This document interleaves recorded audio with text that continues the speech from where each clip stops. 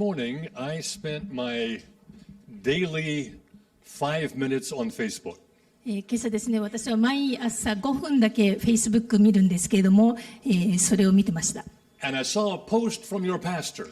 そして、皆さんの牧師からのポストを見ました。4 times in that post, he mentioned ICA Tokyo. 4回もですね、その一つのポストで、4回 ICA 東京というふうに言っていました。He misses you. 本当に皆さんを、ミスしていますね。本当に愛しています。He's anxious to get back here. そしてここに戻ってきてほしいと願っています。So please keep praying for him while he is gone. ですので、ジョナサンですね、牧師がいない間、彼のためにどうぞお祈りください。Well, these 3 weeks we're talking about a message called Faith Over Fear. この3週間、恐れに打ち勝つという信仰について話をしてきています。And one of the things that produces fear or anxiety and worry そして恐れを生み出すものの一つというのは不安とか心配があります。That's what actually produces the fear is faith and anxiety. その不安とか心配がですね、恐れを生み出してしまうわけですね。And when we worry, we build fear into our lives. 私たちが心配していくと、その生活の中にも恐れを生み出してしまいます。So how do we have less fear ですので、どうすればその心配が減って、and less worry そして不 more 安も減って、and more peace and rest? そして平安、そして休息がもっと得られるようになるでしょうか。That's what we're talking about today. それを今日話をしていきます。So if you've read the Bible very much, いっぱい聖書を読んでいるならば、you've heard about the Great Commission. 大宣教命令というのを読んだと思います。Go therefore and make disciples of all nations. それへあなた方は行ってあらゆる国の人々を弟子としなさい。You've heard about the Great Commandment. そして、最大の戒めというのも読んだと思います。Love the Lord and love your neighbor.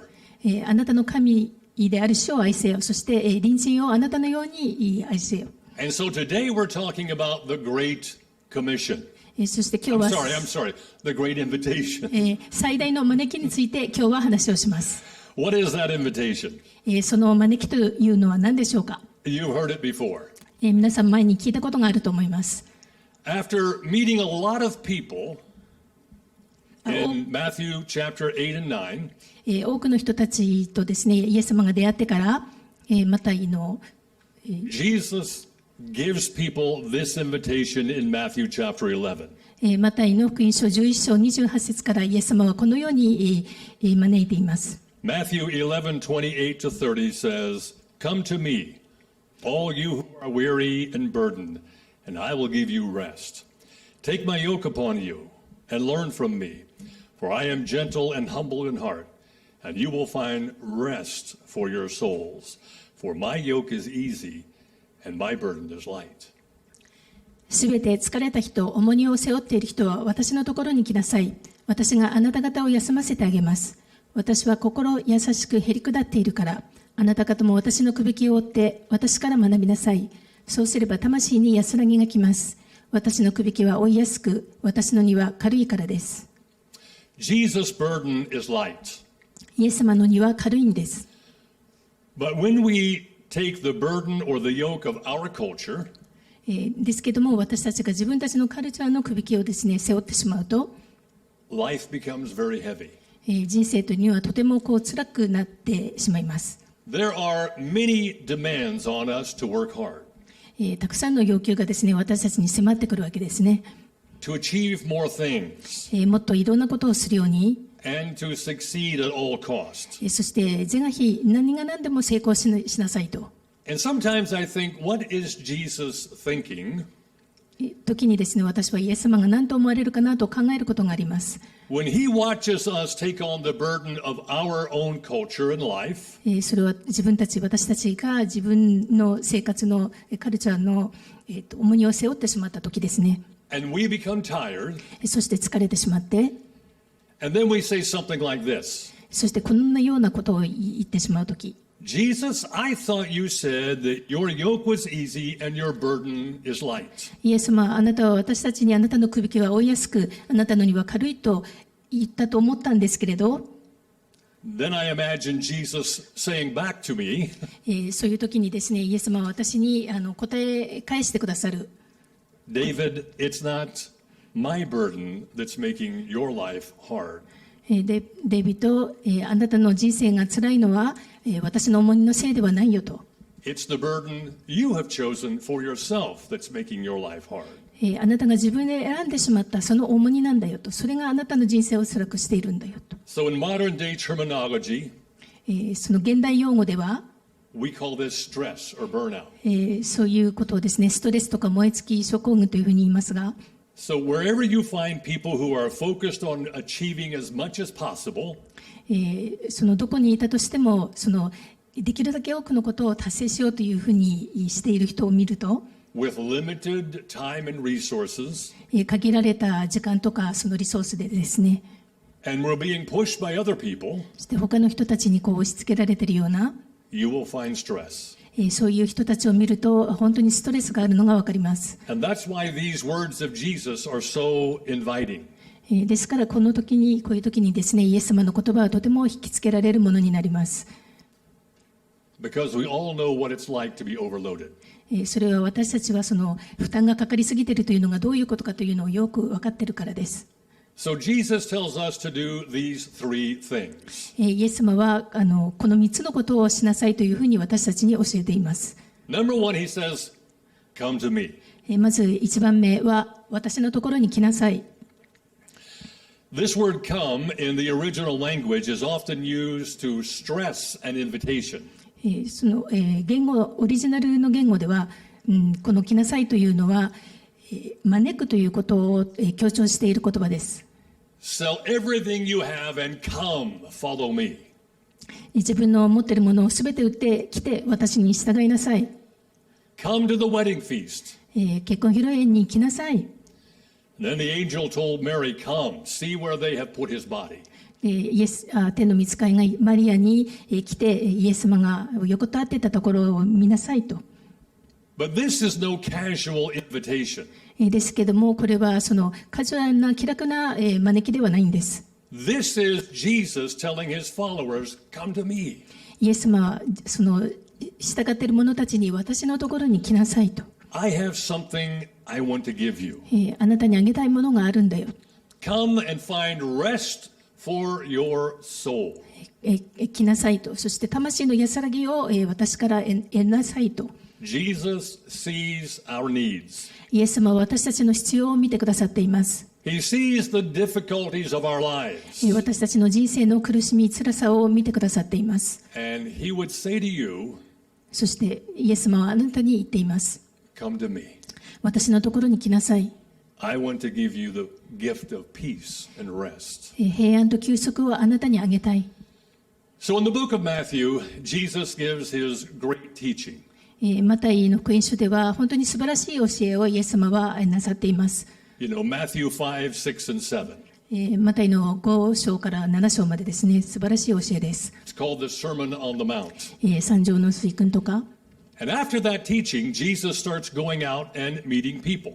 そしてそのメッセージが終わった後にまた山から降りていろんな人々に会っていきます。Jesus didn't just talk about his message, he lived his message. そしてイエス様はただ言葉を語っただけではなく、自分の語られたことをそのまま生きました。So he follows up his time of teaching by traveling through cities. ですのでその教えについて街を巡り歩いて、and demonstrating the power of his message with acts of healing and deliverance. そしてその癒しと解放の御業を行いながらイエス様はご自身のメッセージの力を実証していきます。And so you see, Jesus is accustomed to people coming to him. ですからイエス様は人々がご自分のところに来るというのにとても慣れていました。In just 2 chapters in the book of Matthew, そして2つの章だけでもですね、chapters 8 and 8章9章、 Matthew tells us about 10 people that came to Jesus. そこだけでも10人以上の人がイエス様のところに来たということが書かれています。 And you've read these stories. そして皆さんも読んでいると思います。 There was a leper.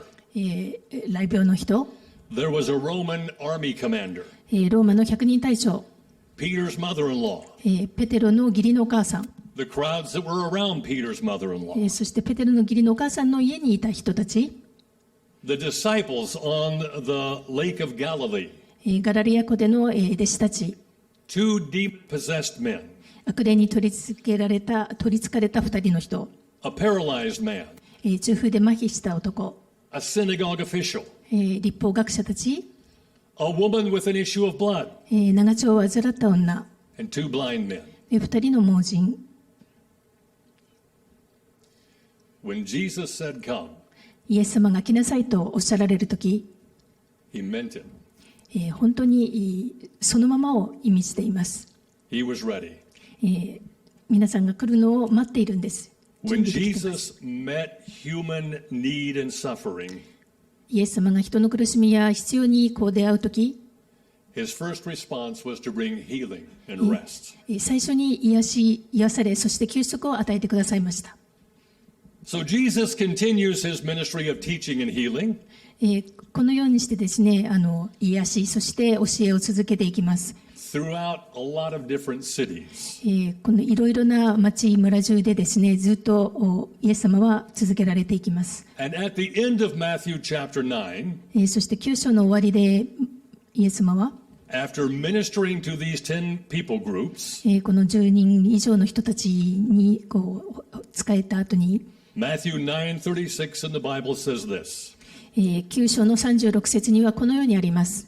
When he saw the crowds, he had compassion on them, because they were harassed and helpless, like sheep without a shepherd. また群衆を見て羊飼いのない羊のように弱り果てて倒れている彼らをかわいそうに思われた。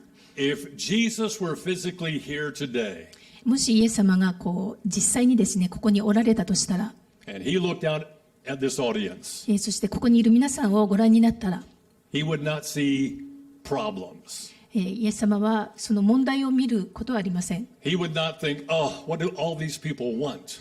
この人たちが欲しがっているものを見るのではありません。 He would have compassion on you, 私たちに憐れみの目で見てくださいます。 and he would want to help you. そして本当にみんな一人一人を助けたいというふうに願われます。 This verse is a prelude to our text today. この聖句というのは私たちのテキストの前奏曲になります。 Jesus sees the suffering and difficulty of our lives, イエス様は私たちの苦しみとか困難を見られています。 and he has compassion on us, そして私たちを憐れんでくださり、 and he invites us to come to him for healing and rest. そして癒し、休息のために私たちがイエス様のところに来るようにというふうに望まれています。 Jesus is keenly aware of our lives. イエス様は私たちのどういう人生かというのをとてもよく分かっていらっしゃいます。 And the heavy load and the struggles that we have. 主にですね、本当に困難を抱えている、問題を抱えているということをご存知です。 And every person that came to him of those 10 people groups I mentioned, で私が挙げたこの10人以上の人たちですね、 he doesn't turn any of them away. この誰一人として拒むことはありませんでした。 And he offers that invitation to us. そして、自分のところに来るようにというふうに招かれました。 If you will come to Jesus, もしあなたが、皆さんがイエス様のところに来たら、 he will give you rest. イエス様はあなたを休ませてくださいます。 So the first step in receiving this peace and rest in our lives ですので、このイエス様の癒し、そして平安を得ることができるための最初の is to come to Jesus, even if your situation is difficult. 一人一人皆さんの状況が困難なものであったとしてもイエス様のところに来ることです。 He says, come to me. イエス様は私のところに来なさいとおっしゃっています。 The second thing he says is, when you come to me, I want you to do something. そして2つ目ですね、私のところに来た後にあなたにしてほしいことがあるというふうにおっしゃっています。 Jesus says, I want you to receive rest by taking my yoke upon you. 私の休息を得てもらいたい。それには私のくびきを負いなさいというふうにおっしゃっています。 And so the offer for rest ですので、その休むことが提供されていますけれども、 it's an offer to you, but it includes something you need to do. ですけども、皆さんにもしなければやるべきことがあります。To receive his rest, イエス様の救贖を受け取るには、we must receive his yoke and his instruction. イエス様のくびきを負い、そしてその指導ですね、教えを受け取ることが必要です。Jesus is saying that if you want to come under my yoke, イエス様は、もし私のところに、私のくびきのもとに来るなら、which involves instruction and discipline, それはその指導も、それから訓練も含むんですけれども、you'll receive rest. あなたは休みを得ることができますと。In our text in Matthew, 私たちのこの読んでいるマタイでは、Jesus is referring to an Old Testament passage. イエス様は旧約聖書の箇所を引用しています。Did you know that Jesus had a Bible? イエス様は聖書を持っていたのを皆さんご存知ですか？ It was called the Torah. それはトラと呼ばれます。It was what we would call the Old Testament. 旧約聖書のことですね。And he read that. そしてイエス様は読まれました。And that's where he got this idea, or that's where this message comes from. ですので、イエス様はこのメッセージを言うことが、おっしゃることができたんです。Jesus is referring to one of the prophets, Jeremiah. イエス様は一人の預言者のことを引用していました。And Jeremiah chapter 6 and verse 16 says this. エレミヤ書の6章16節はこのように書かれています。Stand at the crossroads and look. Ask for the ancient paths.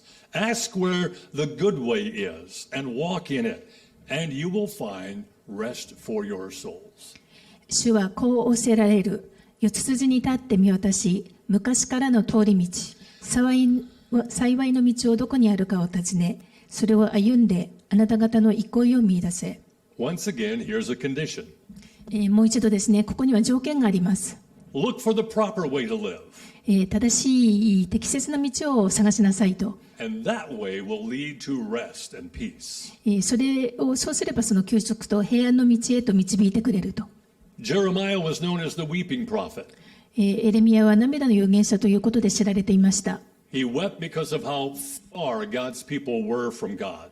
彼が泣いていたのは、その人々がどれほど遠くからです、神様から遠く離れてしまったかというのを見たからです。And in verse 16, Jeremiah gives his people a promise or an invitation for that day. そしてエレミヤはこの16節で、当時の人たちに、自分の民、そこにいた人たちに、その招いているわけです。If they will follow the ancient paths, もし彼らが昔からの通り道に従えば、they will not come under judgment, 裁かれることはないと。but rather receive rest. むしろ休息を得るだろうと。Most likely, Jeremiah was talking about the Mosaic covenant or the law. おそらくこの時にエレミヤはモーセの律法とか話をしていたと思います。But Jesus makes us a better offer. ですけども、イエス様は私たちにもっと良いことをおっしゃってくださっています。Jesus isn't saying, keep all those laws and I'll give you rest. イエス様はですね、こういった律法を守らなければ休息は持てないよというふうに言ったわけではありません。At least 600 of those laws. 本当に600以上の従わなければいけない律法があるわけですが、That would add more burden. それを従わなければいけなかったら、本当にもっともっと重荷を背負うことになります。Jesus just says, come to me. ですけども、イエス様はただ私のところに来なさいとおっしゃっているだけです。Because my burden is light. それは私のくびきは負いやすいから、軽いから。But what is Jesus' yoke? では、イエス様のくびきというのは何でしょうか。Well, to one young man, he said it this way. イエス様はある若者にこのようにおっしゃいました。I can sum all those 600 laws up in just two. その600以上の律法をですね、2つのことでまとめることができます。Love God 神を愛すること、 and love your neighbor. そして隣人を愛すること。Jesus' commands come from his nature.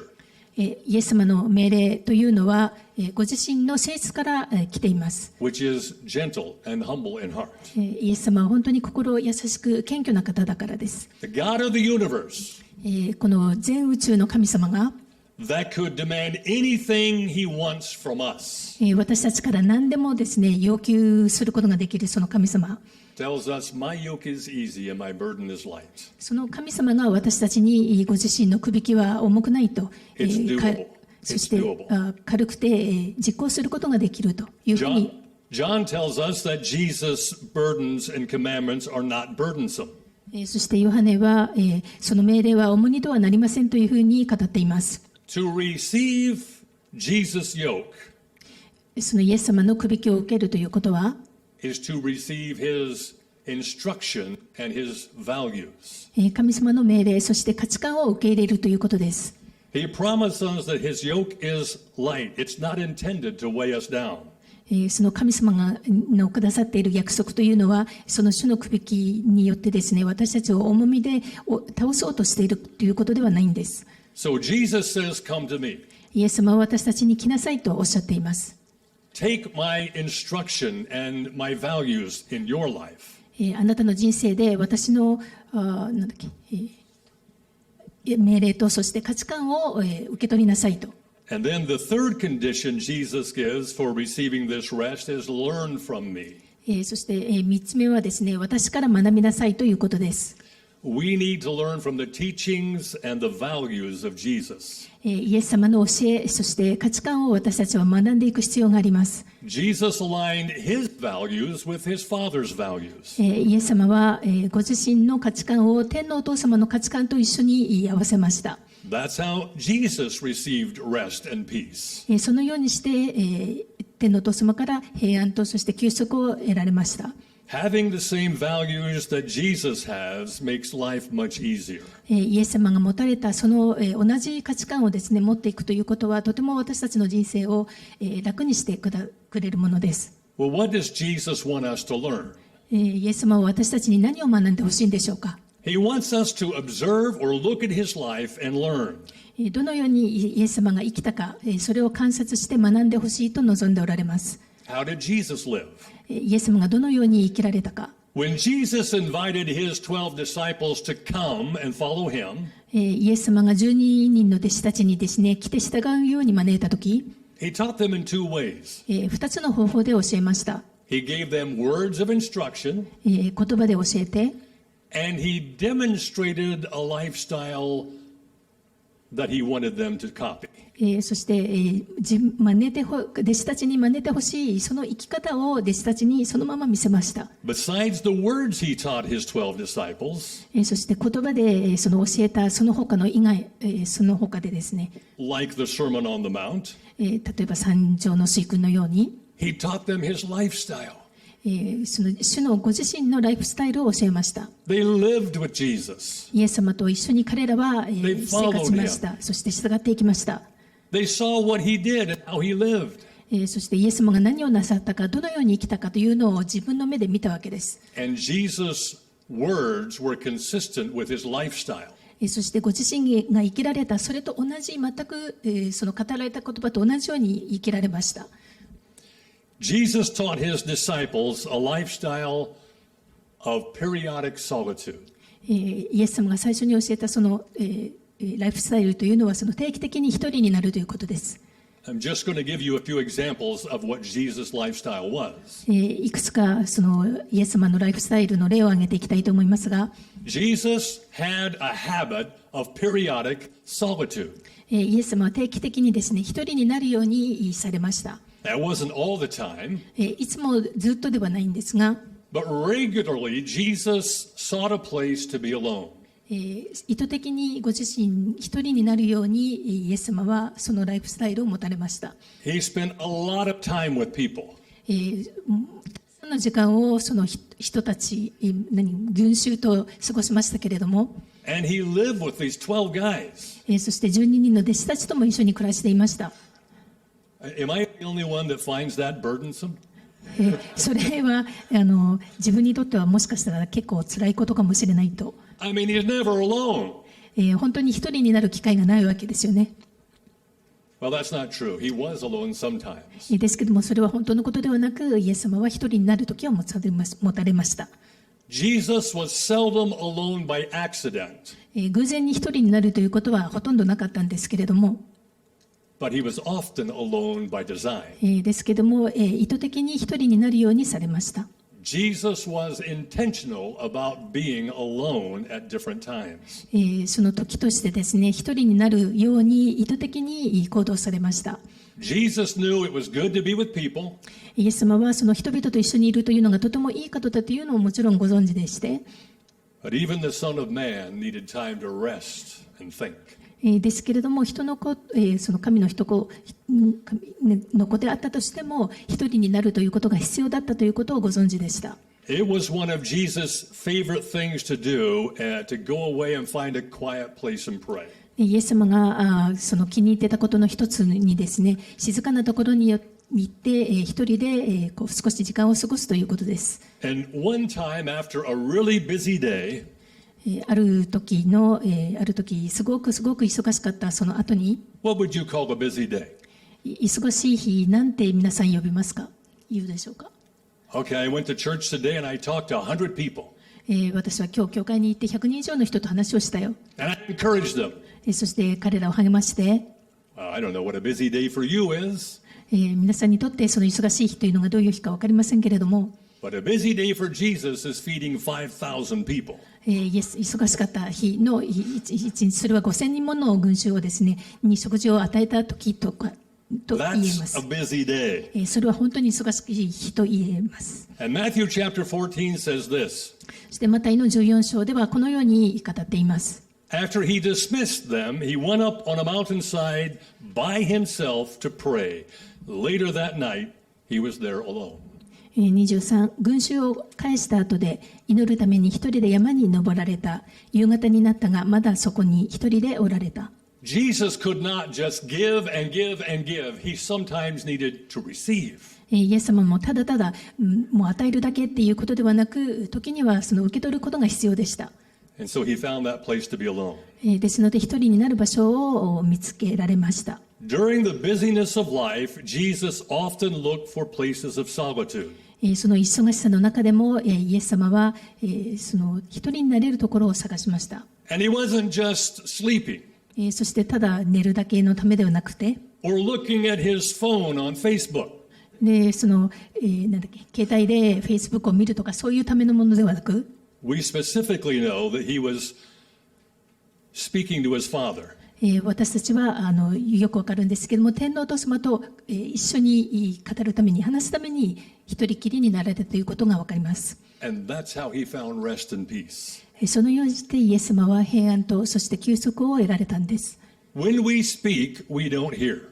私たちが話すときには聞くことができないです。 And often when we look, we don't see. 私たちが意図的に見ているときには見ることができないことがよくあります。And so the purpose of solitude and silence そしてですので静けさ、そして一人きりになるというその目的というのは、is so that we will be able to see and to hear. それは本当に私たちが見ることができて、そして聞くことができるためのものです。And I see and I hear the best そして私は一番よくその見ることができ、聞くことができる。when I'm quiet listening to the Father. それは静かになって天のお父様のことを語られることを聞くときです。You need a time of solitude every day, ですから皆さん一人一人も一人になって、そして every week, 一人になるときが必要です。毎週、 every month, 毎月、 every year. 毎年。Now you may say, I have too much to do to have solitude. でも私はやることが多すぎてなかなか一人になれないんですというふうに言うかもしれませんが、Do you want peace and rest? 平安と休息が欲しくはないでしょうか。 Practice the Jesus life. どうぞイエス様が行われたようにご自身もなさってください。I would suggest to you 皆さんに言いたいことがあるんですけども、 that if the Son of Man needed times of solitude and rest, then we do too. それは人の子がですね、一人になる時間が必要で、そのようにされたんでしたら、私たちも同じようにすべきだということです。What was another thing Jesus taught by example? そしてご自身が見本になられて、弟子たちに教えた他のことは何でしょうか。Jesus taught his disciples a lifestyle of contentment. イエス様はその満ち足りるというライフスタイルを弟子たちに教えました。Contentment means we are happy with what we have. 満ち足りるというのはですね、私たちが持っているもので幸せでいるということです。The opposite of contentment is more. そしてこの満ち足りるというのの反対というのはもっとということですね。More of anything. 何でももっと。I just want more. ただもっと欲しい。And you would think in this world that we live in, そして私たちが住んでいるこの現代の世界の中で、生活の中で、a world of wealth and abundance. 溢れるほどにそのとか、Yes, I'm talking to you. 皆さんに語っているんですよ。I'm not wealthy. 私は金持ちじゃないよ。I don't have very much. そんなにたくさんは持ってません。Every person sitting in this room, ですけども、ここに座っている皆さん一人一人、and likely the majority of people watching online, そしてオンラインでご覧の一人一人の皆様にも、have an abundance compared to the rest of the world. 他の世界にいる人たちと比べるとものすごくたくさん持っていることになるんです。You would think with all of this wealth and technology and education, このようなその富とかテクノロジーとか、教育とか、that we'd be the happiest people in the world. 溢れるばかりにあれば私たちは世界中で最高に幸せなのにって思うかもしれませんが、 Sadly, that's not true. 残念ながらそれは本当ではありません。What do we know from Jesus? イエス様から私たちが分かることは、Peace is not found in an abundance of things. 物が溢れている中では私たちは平和を得られないということです。Peace is found in an abundant relationship with Him. そしてその溢れるばかりの中ではイエス様との関係の中での平和を持つことができないということです。Now, I haven't lived in Asia very long, アジアに十分長く住んでいたとは言えないんですけれども、 but I've lived here long enough ですけども長くいたところ、その to tell you what I think brings discontent in our lives. 十分に長く生きていたと思いますので、何が不満足かというのは言えると思います。Okay, let me change that. ちょっとそれを変えますね。I don't know what brings discontent in Asia. その不満足が何かっていうのはアジアでは分かりませんけれども、 I have only been in Tokyo for 5 weeks, 東京にも5週間しかいなかったし、 and I've been in Indonesia for 6 years. インドネシアにも6年間しかいませんでした。 But I've spent a lifetime in North America. ですけども、北アメリカではですね、ほとんど今までずっと生きてきました。 So let me tell you what brings discontent to a North American. ですので、北アメリカでは何が不満足かというのがこう言えます。 It's basically 2 things. それは2つのことですね。 It's status それはステータス、地位、 and money. そして財力ですね。 I don't have enough status 自分が十分な地位を持っていない。 and I don't have enough money. で、その十分なお金を持っていない。 And so we compare ourselves to other people. で、他の人たちと自分を比べてしまうわけです。 And then we evaluate our status and our money to them. そして自分のステータスとかその財力をその人たちと比べてしまって、 And sure enough, we become unhappy. そうして自分で自分を不幸にしてしまうわけです。 Because you never look at the people who have less than you. それは自分よりも少なく持ってるっていう人をなかなか見つけにくいかもしれないから。 You look at the people who have more than you. 大体は自分よりももっとたくさん持ってる人たちに目が留まるわけです。 And that is a recipe for being unhappy and discontented. それがですね、自分を不幸にするという、レシピになってしまうわけです。 Okay, I'm going to make some enemies now. で、ここでちょっと敵ができるかもしれないんですが、 I just have one word to say about this modern day danger. で、現代のその危険性について一言言ってみると、 Where we compare ourselves to others and become unhappy. 私たちが自分自身を他の人たちと比べてその不幸になってしまうその場所。What is that one word? 何でしょうか、その一言。一つ。Facebook. Facebook です。Okay, I've made the enemies. もしかして敵を作っちゃったかもしれないけど、You all are aware that Facebook is everyone's public face. 皆さんはですね、この Facebook というのはその自分のみんなの公の顔だというのをご存知です。It's your best life. 自分の最高の人生をそこに載せるわけですよね。It's your positive achievements. 本当にポジティブな、自分の成し遂げたことをそこに載せていきます。And people look at that like it's real. そしてそれを見る人たちというのはそれが本当に本物の人生だというふうに見ていきます。I'm sorry. I'll go away. Okay. So where does contentment come from? ですので、その満ち足りるというのはどこから来ることでしょうか。At its core, contentment comes from a desire to please God and a gratitude for what we already have. 根本的にはその神様を喜ばせたいという願望、そして私たちが持っている物事への感謝から出てきます。Contentment does not come from what we possess, その満ち足るものというのは私たちが持っているそのものからではありません。but from how we handle what we possess. その持っているものをどのように扱うかによって生まれてくるものです。It arises from a desire to hear God say, それは神様が何とおっしゃっているのかというのをよく聞きたいという願いからです。well done. よくやったと、そういうふうに言われるのを聞きたいから。There was a man named Richard Swinson. リチャード・スウェンセンという方がいるんですが、He wrote a book called Margin. この方はマージンという本を書きました。And in that book he says this, でその本の中で彼はこのように言っているところがあります。Contentment is the freedom that comes when prosperity or poverty do not matter.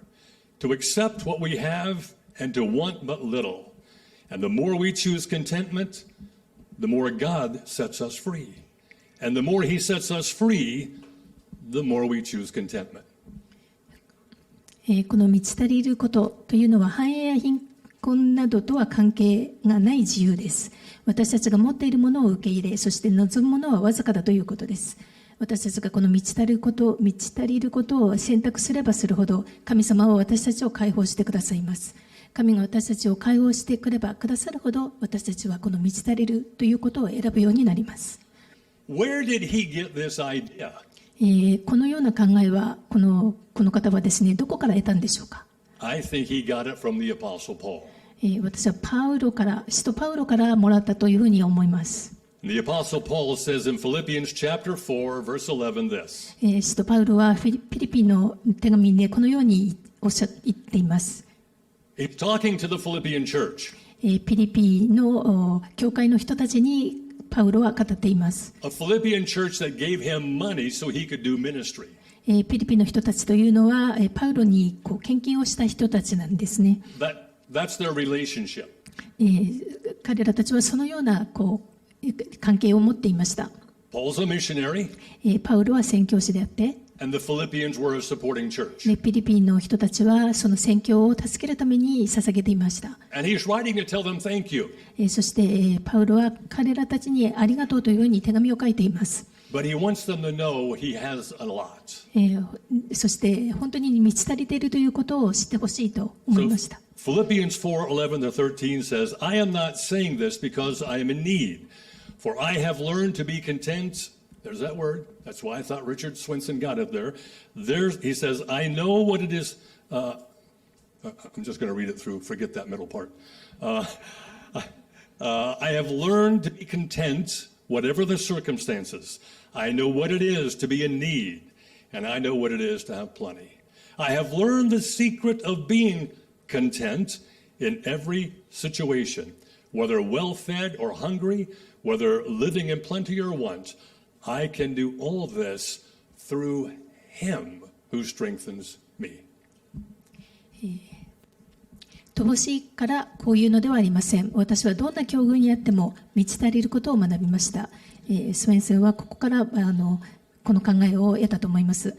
私は貧しい中にいる道も知っており、豊かさの中にいる道も知っています。また開くことも、また飢えることにも、富むことにも、乏しいことにも、あらゆる境遇に対する秘訣を心得ています。私を強くしてくださる方によってどんなことでもできるのです。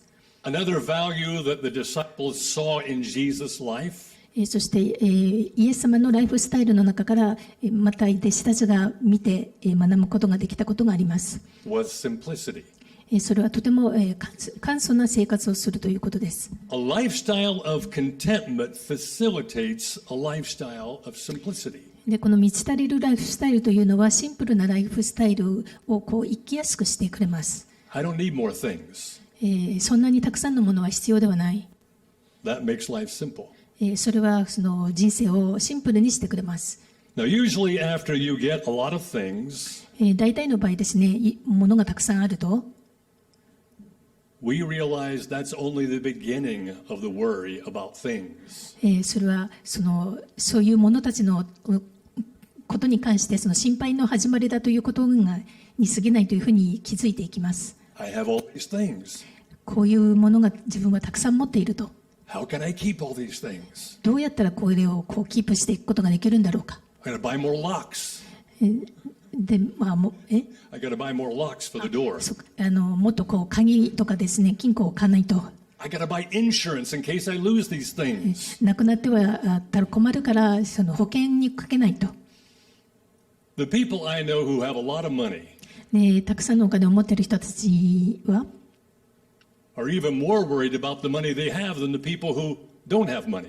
で、そのお金を持ってない人たちよりももっと心配しているという人たちがいます。Anyway, I need to move on. 続けましょう。Jesus said that the people of this world seek for things, イエス様はこの世の人たちというのは物を求めていると。material stuff, possessions, 物質的な所有物を求めているというふうに言っています。seeking and owning and caring for things. 物を求めて、そして所有してということですね。それをケアしていくこと。It's where a lot of stress comes from. それが多くのストレスの原因になります。What did Jesus think about all these things? イエス様はこのようなことをどういうふうに思われたんでしょうか。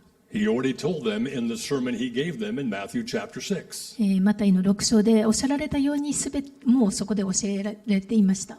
Matthew 6:31 through 34 says, So do not worry, saying, What shall we eat, or what shall we drink, or what shall we wear? For the pagans run after all these things, and your heavenly Father knows that you need them. But seek first his kingdom and his righteousness, and all these things will be given you as well.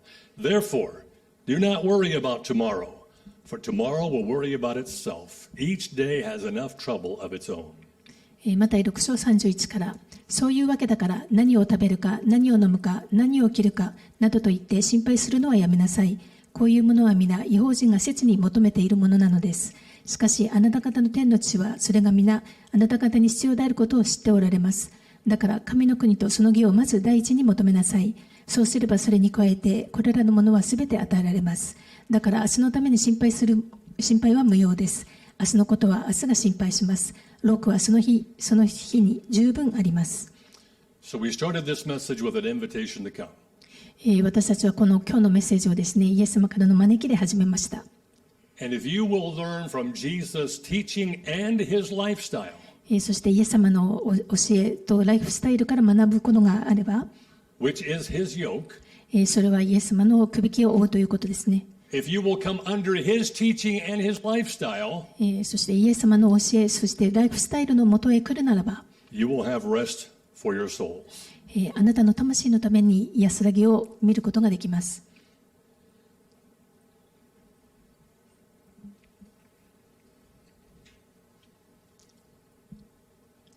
I was going to accuse you of doing what I do. 私がしていることをですね、しているということで皆さんをちょっと責めるようなことを言おうとしていたんですけれども、Let me just tell you what I do. 私がしていることをどうぞ言わせてください。I get busy with life. 私も人生ですね、結構忙しくなります。I got to write a sermon. 説教を書かなきゃいけないし、I got to talk to that person. この人に話さないといけない。I got to get ready for a teaching. 教えのために準備しなければいけない。There's a lot to do. たくさんやることがあります。And then I forget to spend time in solitude. そういうふうな中でその一人になる神様との時間を持つことを忘れてしまいます。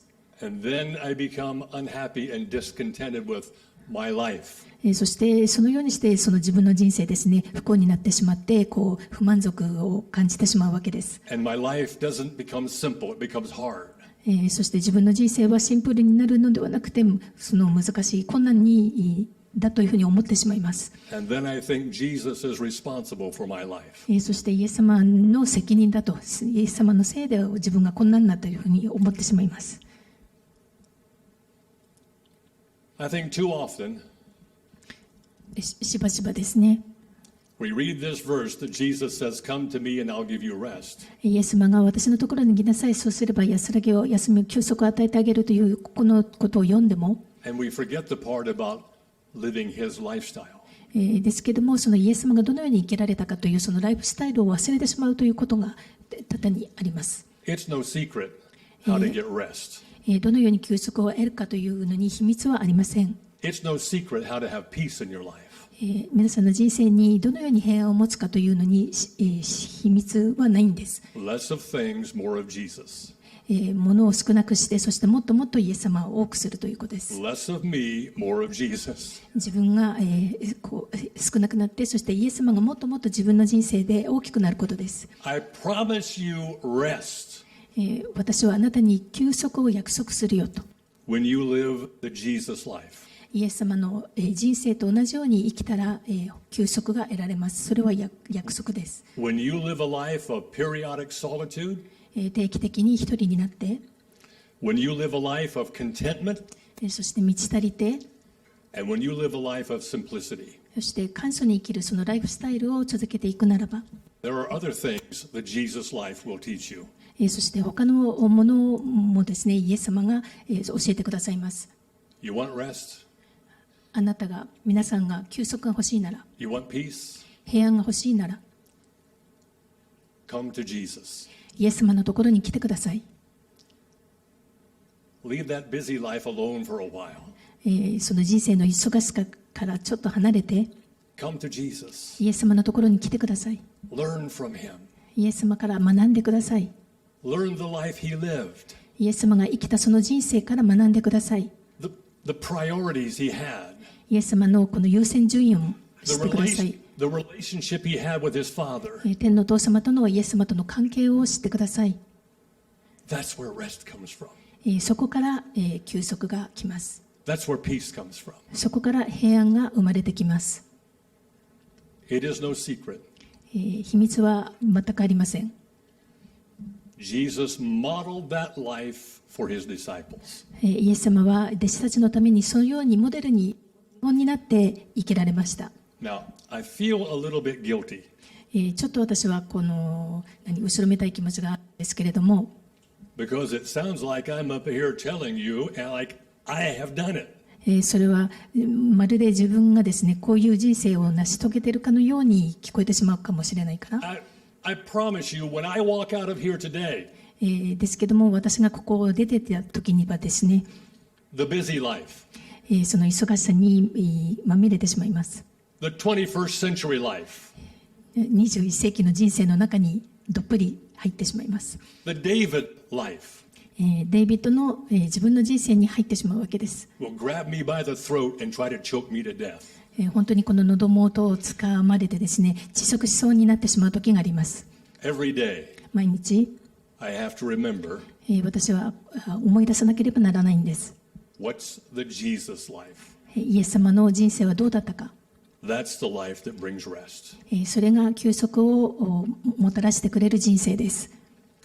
ですので、自分が生きたいようには生きないでください。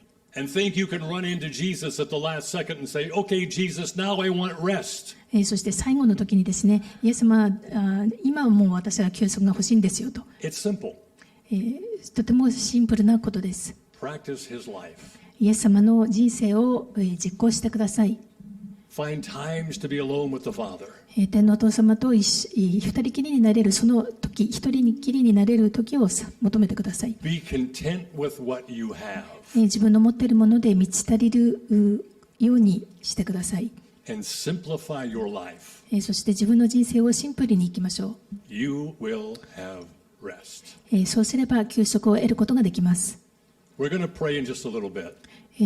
すぐにこれからお祈りをしますけれども、But afterwards, after the service is over, 礼拝の後に、if you want more prayer, then I'll be here. 皆さんが祈りが必要でしたら私はここにいますのでお祈りします。Pastor Wesley will be here. ウレスリー牧師もここにいてお祈りします。Pastor Reverend Sister Paula will be here. ポーラ牧師もここにいます。She's a reverend, you know. 牧師です。ポー She's ラ an, 牧師。she's an ordained minister. オーデインされた説教者ですね。She can pray for you. そして、彼女も、皆さんのためにお祈りします。After the service, if you want prayer, come. 礼拝の後、お祈りが必要な方は来てください。Find rest in Jesus. イエス様にあって休息を見出してください。Jesus, thank you for your word. イエス様、あなたの御言葉を感謝します。Thank you for teaching us. 私たちに教えてくださり感謝します。Thank you for living that life. その人生をあなたが生き、私たちに見せてくださったことを感謝します。Thank you that invitation is the same today. あなたの招きは今日も同じだということを感謝します。Come to me, 私のところに来なさい。 all you who are weary, すべて疲れた人々。and I will give you rest. そうすれば私はあなたを休ませてあげます。Amen. アメン。